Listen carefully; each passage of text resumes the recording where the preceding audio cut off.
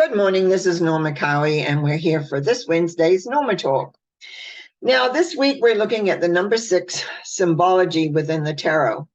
Last week we looked at number 5, where there's a lot of scattering going on, all in different directions. And this week, as we begin to look at the symbology, especially of the lower arcana, it's very contained.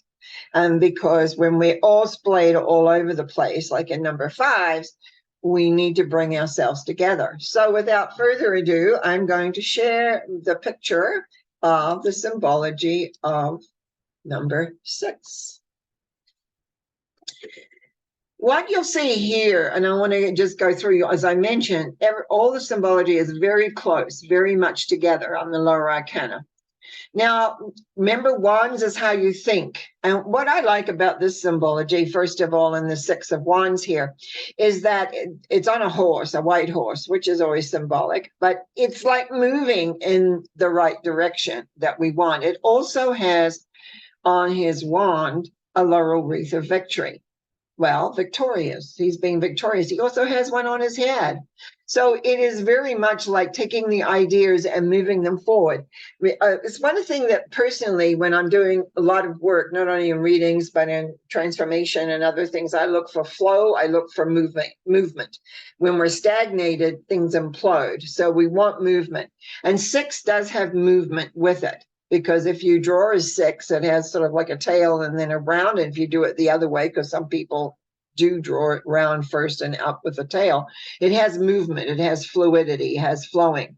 And so the key I gave to this particular symbol of the 6 here was victory is assured, because if you keep on going, you will achieve your goal. You will achieve to where you're going. The cups, always emotionality. And here, this is a very unusual people in here. They're like little gnomes or something sitting in.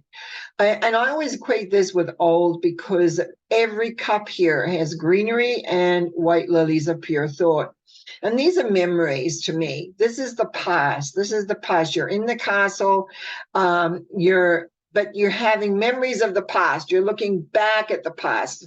It is a communication symbol as well. And the girl in particular has little white mittens on. And I always think what we do with memories is we handle them with kid gloves. And if you look down here at the foliage, and which it takes time to grow flowers. It takes time to grow greenery. This one flower is turned down. That's because not every memory is a happy one. And we tend to actually avoid a lot of those. And yet that's where the most work is if you're into self-growth. That's where your work is. That's where you learn. That's where you come to understand. And so these two are communicating through this one cup going back and forth here. So communication is very important in this particular symbol, whether it is internal or whether it is with somebody else. It can be either or, you might say. So it is about communication, and it's definitely about past memories, and how we protect ourselves from perhaps unpleasant memories. The 6 of Swords, very different. You have a woman, a child, and a boatman, a male. So you've got the 3 elements of ourselves. And he's got a stick that he's pushing across. There's a name for it, which I can't remember right now. It's a certain kind of boat, very shallow in water. The woman is very bowed over. You can't really see her face. Neither man. He's turning away. So he's leaving behind something. But he has 6 swords. Now remember, swords are the problems and challenges.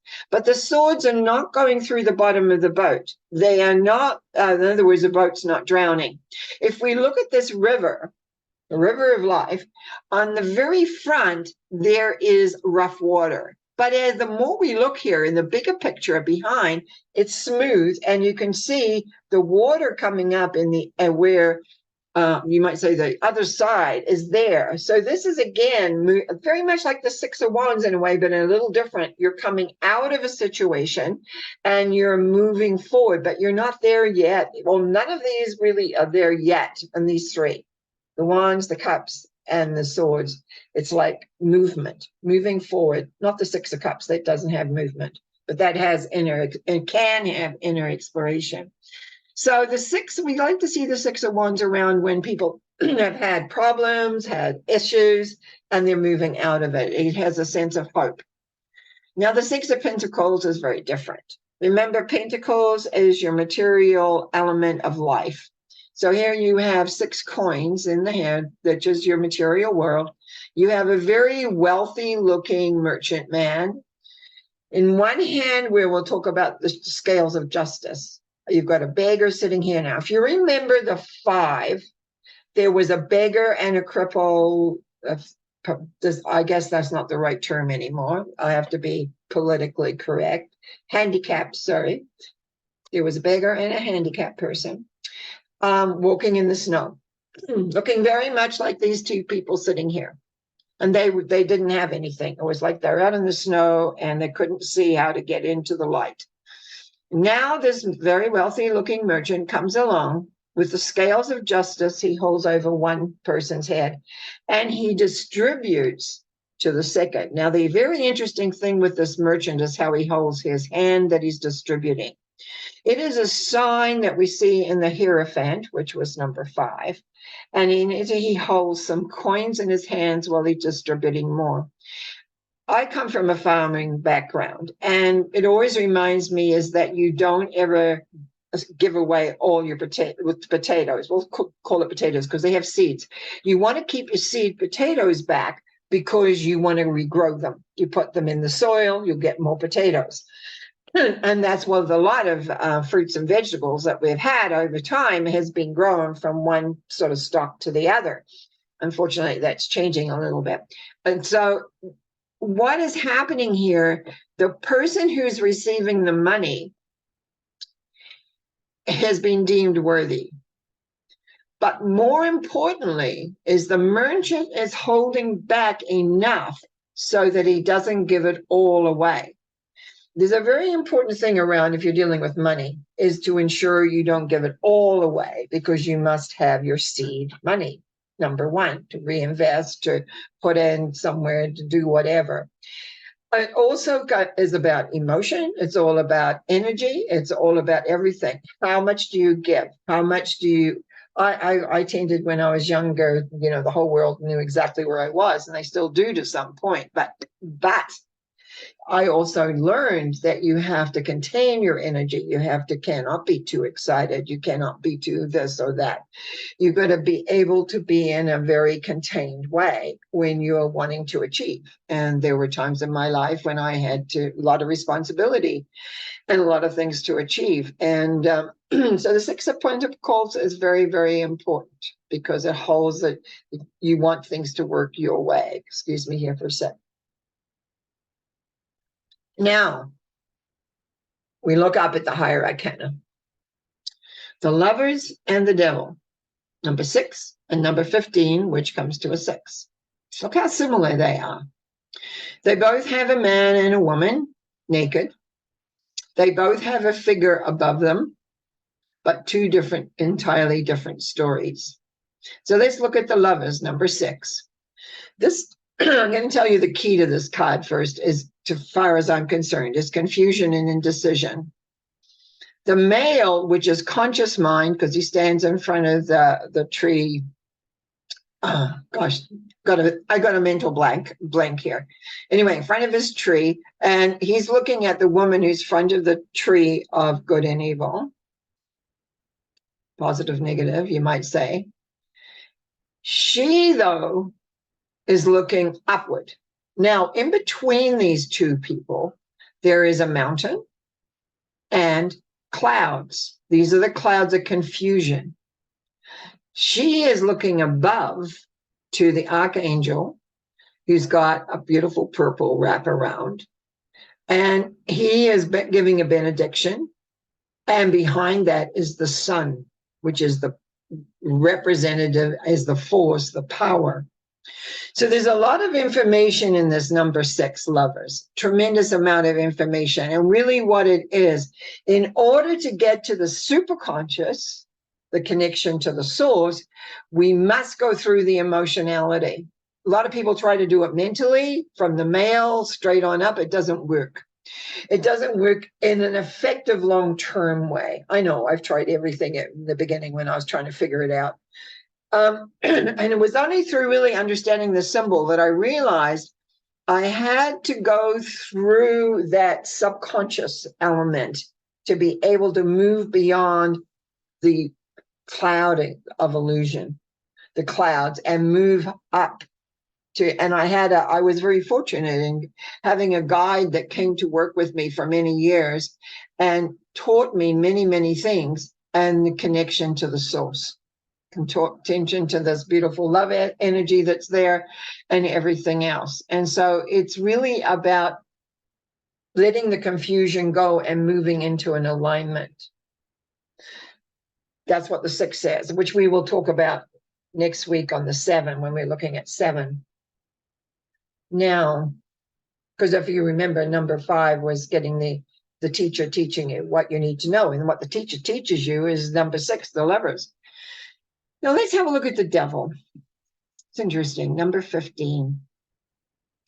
Number 15, you've come through a lot of different aspects in your spiritual journey.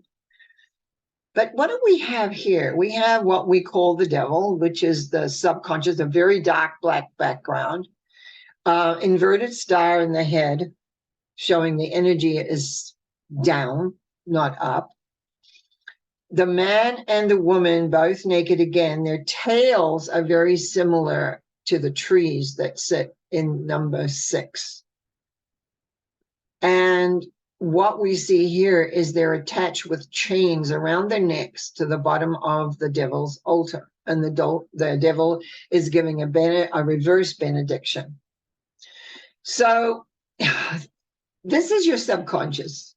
This is all the darkness that can be where we house things where we don't want to look at, we don't want to deal with, we don't want to have to know all about that or whatever it may be. What's important to hear is that if you look at the chains, they actually can be taken off. You can unhook yourself from this.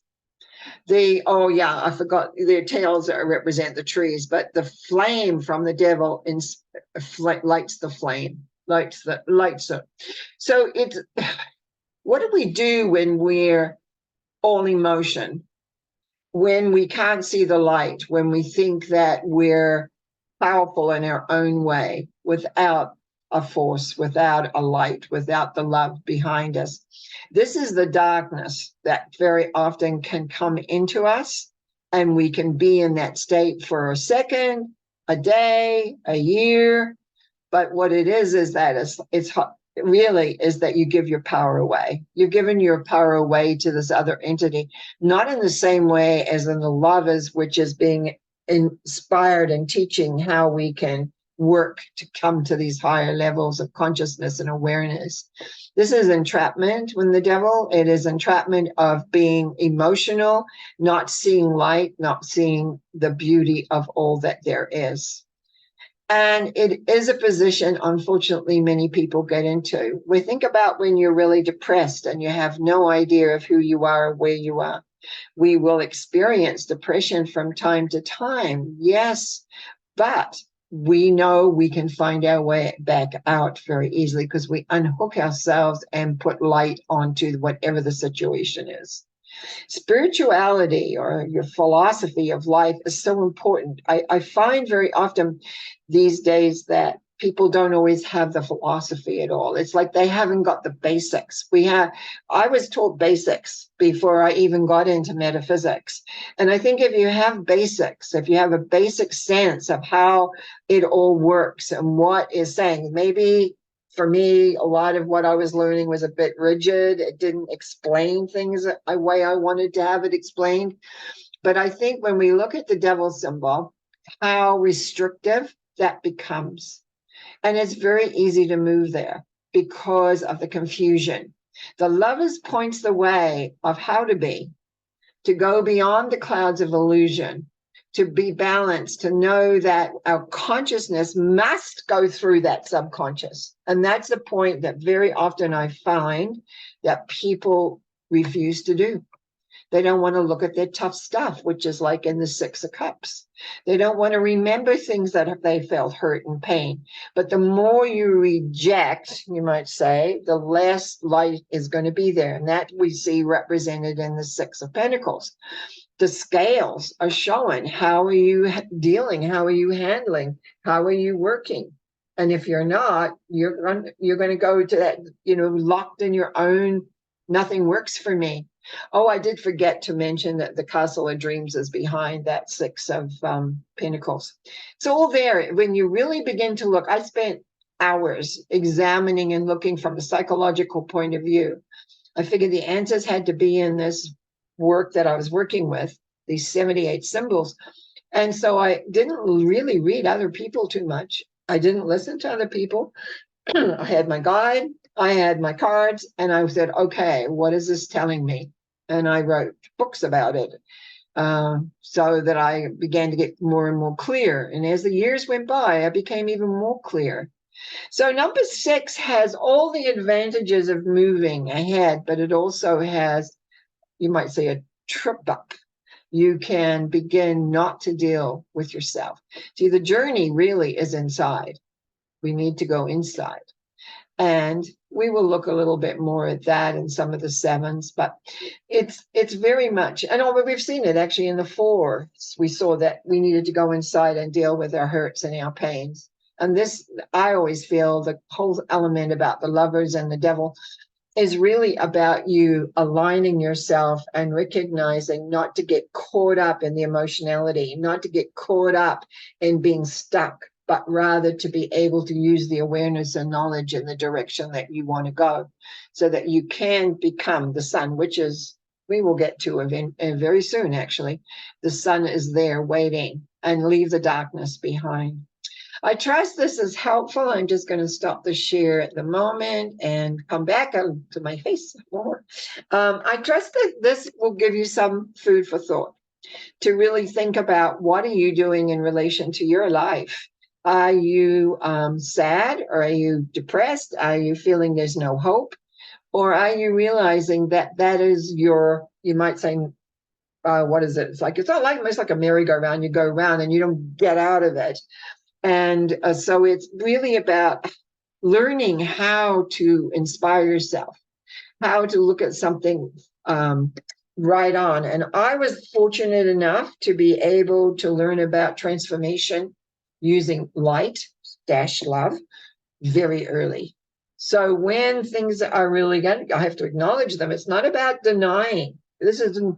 Growth is not about denying how you feel. It's about embracing how you feel and transforming it into knowing this is not the only thing. There is more. And in the moreness, there is light, there is love that supports you no matter what comes up. We all have journeys that come along where we have to take a deep breath and move forward and wonder, what did I do to create this? It's not about beating yourself up. It's about accepting what is and moving forward. So that's about number 6. It's not the easiest symbology to explain and awareness, but that's how it is. So I trust that you will learn or come to understand a little bit more of that. And yes, I'll be back Sunday with a Sunday thought. And remember, Monday nights is mental mind treatments, and that means where I do these prayer, a different form of prayer to help describe, explain, change the energy moving forward. You just need to let me know what you want. What do you want to pray for? In the meantime, you have a great rest of the week, and I'll see you Sunday, see you Monday night, and next Wednesday. So we'll say bye for now, and blessings.